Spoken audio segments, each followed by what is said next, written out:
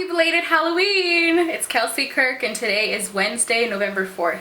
So I don't know what you guys did for Halloween, but let me tell you, I've had the most amazing Halloween of my life. This is the first time I spent Halloween away from my house, so it was very unusual to not be handing out candy to trick-or-treaters. However, I spent the whole weekend with, you guessed it, the Walking Dead cast. So I'm going to talk to you about that today. By the way, that knife was giving me a splitting headache, so I took it off. So I know a lot of you viewers are still trying to get to know exactly who I am, but for those of you who are subscribed to me, I think most of you are actually my friends in real life, so you kind of already know this, but I'm going to tell you that I am a big con goer. I love going to conventions, particularly sci-fi conventions. So I'm very experienced in attending Dragon Con, and I've been to Comic Con, and this is my first time at Stalker Con in Atlanta. So I'm really excited to share my experience with you. So when you go to cons, you usually get a badge kind of like this. It's not focused, but you get the idea. So this is the badge that gets you into everything at the con. Yes, I mean celebrities, I mean vendors, all sorts of things, panels, you name it, you get to go in with this magical pass. So Friday at the convention is usually a slow day given my experience with other cons. So part of me was really disappointed about Friday since not a lot of actors had showed up, there weren't a lot of activities to do, and the hours of the convention were very different from previous experiences at Dragon Con or Comic Con. It had an established time frame of like, I think it was 3 p.m. on Friday until as late as 8. So it was very different to not stay there all night. Granted, I actually haven't stayed at a con all night before, but still it was really awesome. I did get to see some celebrities from afar, including some smaller roles of Walking Dead characters such as Lizzie. And for those of you who follow The Walking Dead, you might remember that Carol had to kill Lizzie because Lizzie was a hazard to their whole plan.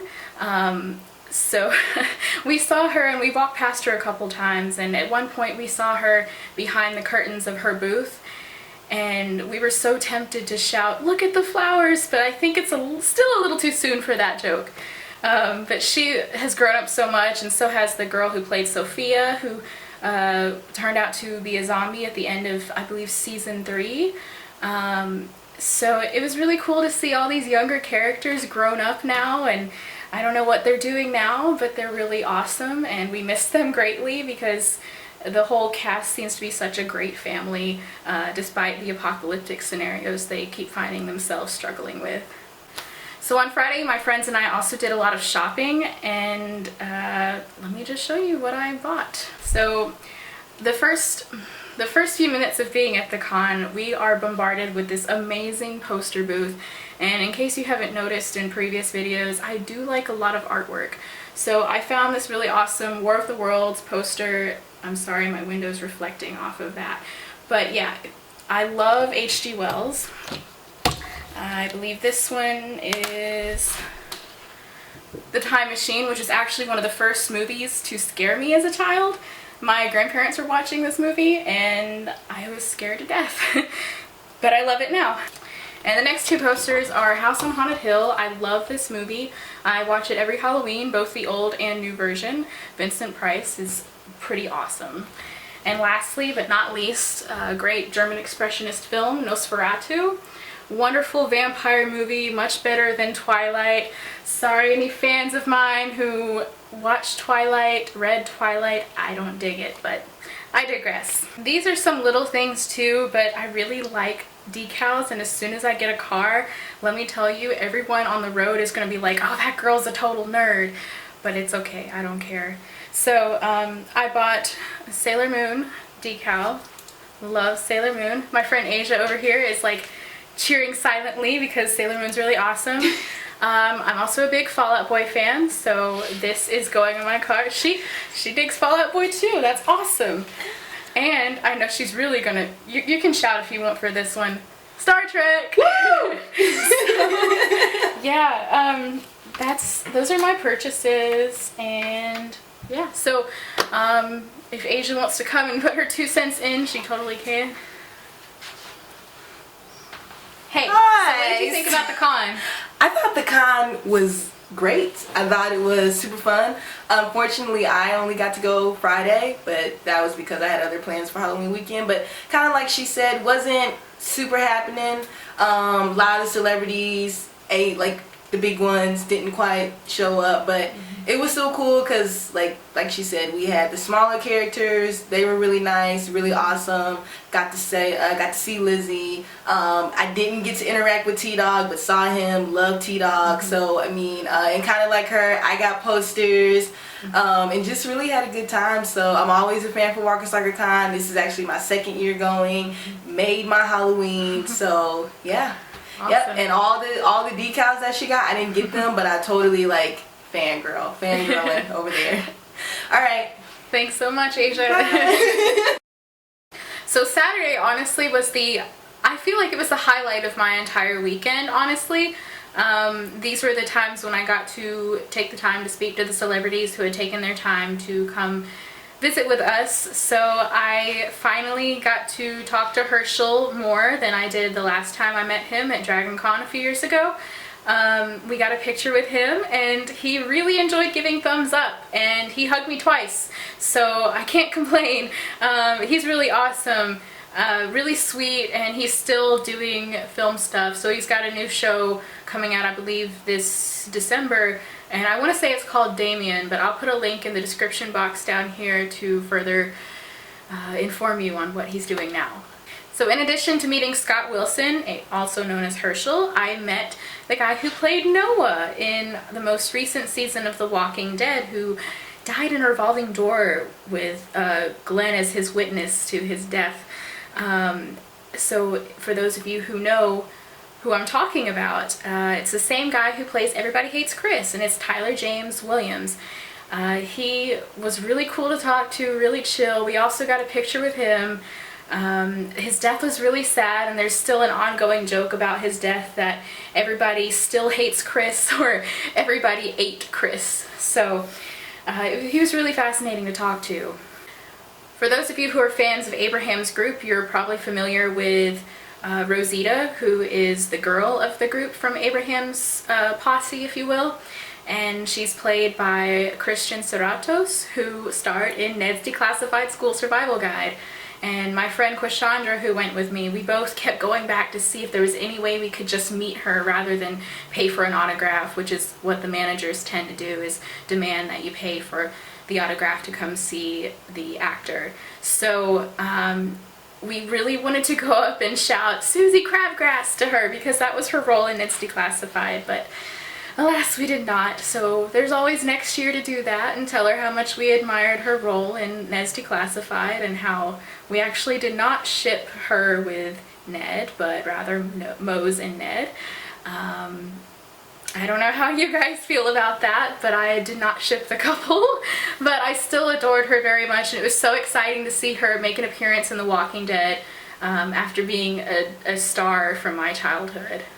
So the last thing I did on Saturday was attend a Norman Reedus panel, and panels are basically events where you kind of get to sit down and discuss something you're passionate about. So in this case, it was for all the Norman Reedus fans who wanted to hear him talk about his experience with The Walking Dead, and even touch on some childhood experiences. So I really enjoyed hearing him talk about the role as Daryl, and how he actually fought against the possibility of the character Daryl being similar to the character Merle. He said, no, I don't want to play that. I want to be different. I don't want to be the product of, you know, kind of a poisonous family. So I thought that was really neat that he fought for that kind of role. And he took the whole direction of Daryl into a much better path, and I thought that was really awesome.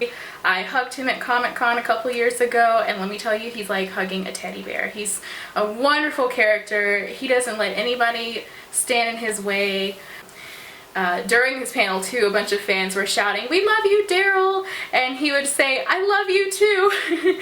So he was really sweet, and I enjoy seeing him when I can, when I go to these cons. So Sunday at the con was the last day of the convention. It was both sad and bittersweet, but also really exciting because there was still so much more to do.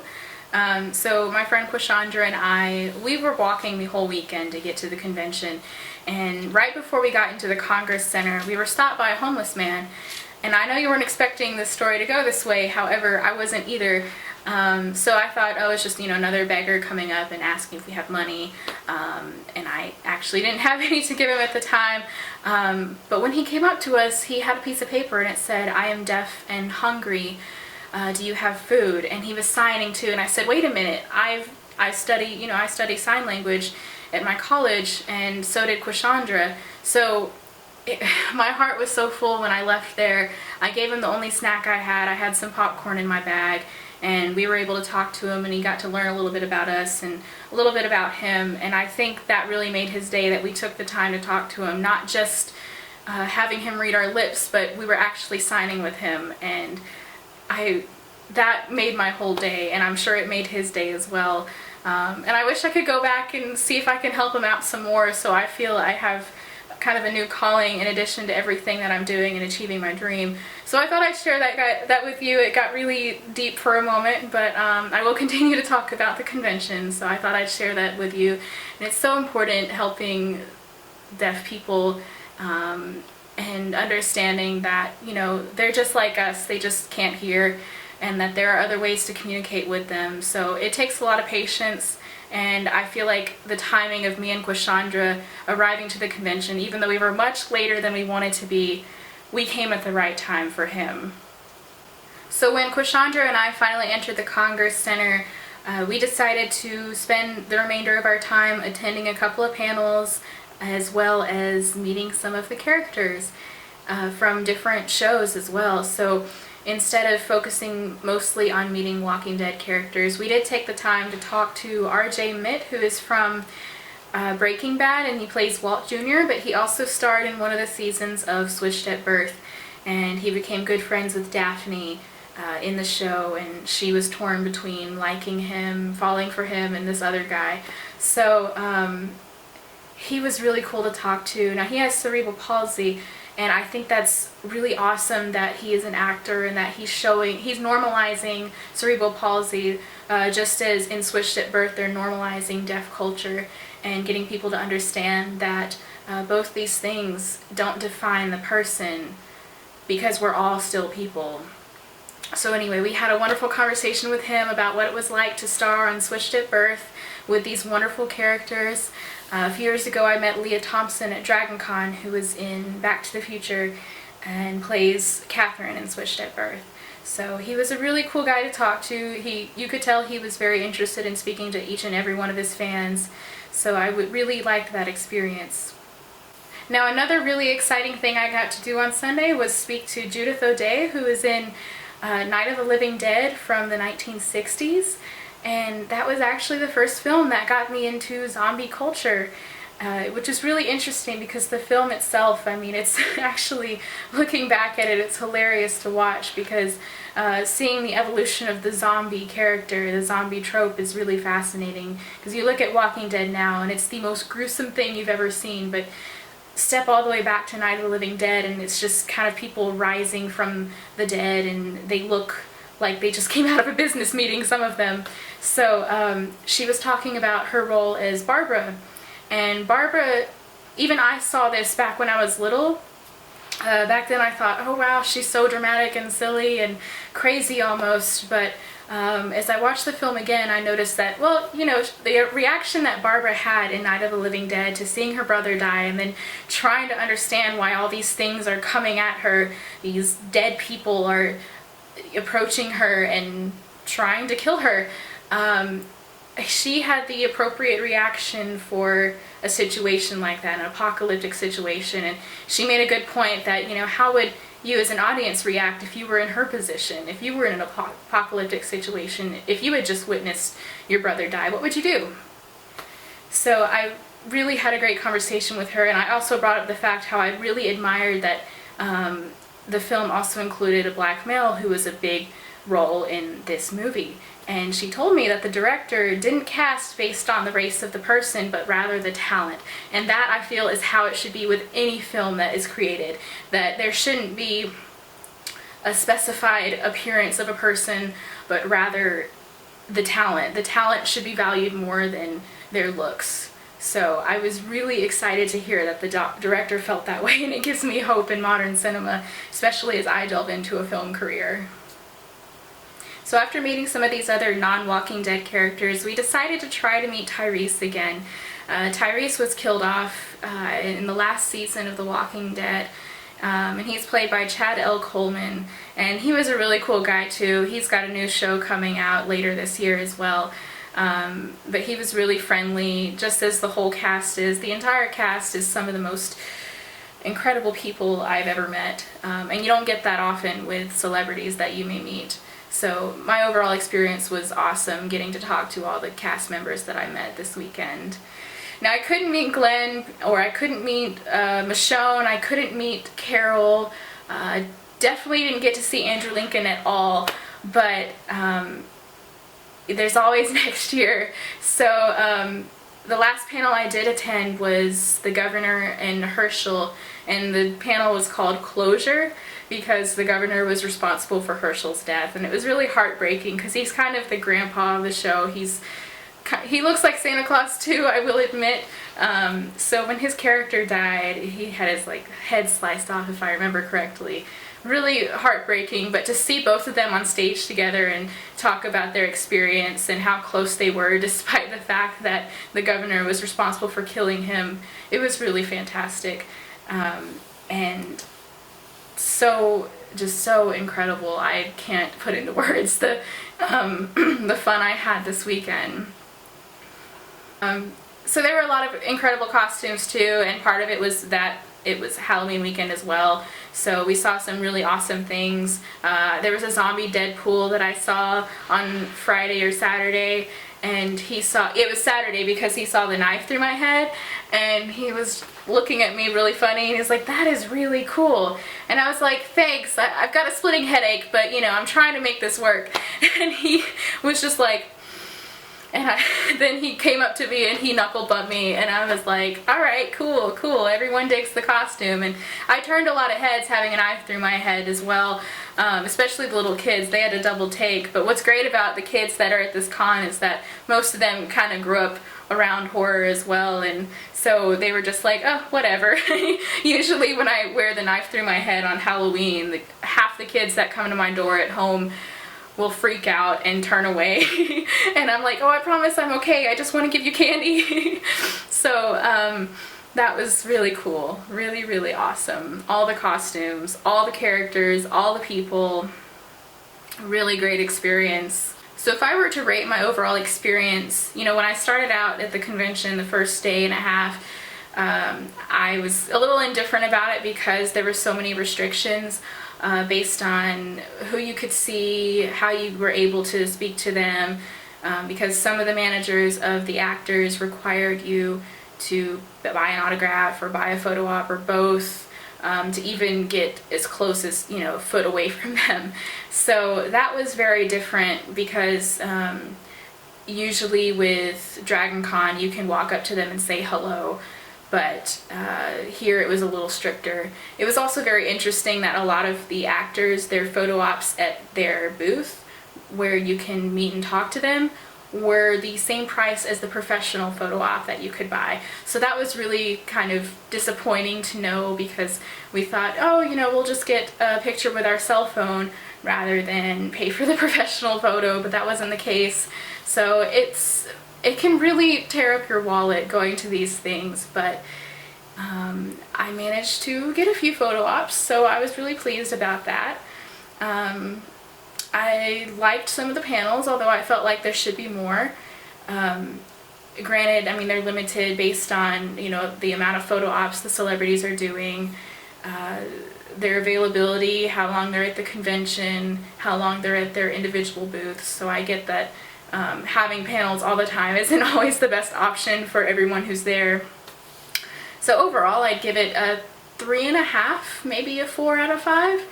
I definitely recommend it if you're a die-hard Walking Dead fan and like anything horror related, because I guarantee you will find something there that will just really make you giddy inside and really happy to be there. So I enjoyed it, and I'm definitely going to try my best to go back next year. Alright, so I know this video is a bit lengthy, but I wanted to share in detail the awesome experience I had and that I highly recommend it. I also highly recommend that you save a lot of money if you want to make the most out of your experience at Walker Stalker Con. There are other conventions around the country, and I think actually one pops up in London as well, so for those viewers over there who love zombies, I would totally check it out if I were you. So until next time, I'm Kelsey Kirk, and peace, love, and ladybugs. See bye. ya. And that's Asia. Come on, let's say bye, Laura. Oh, okay. Alright. Bye. Bye, guys. Cool.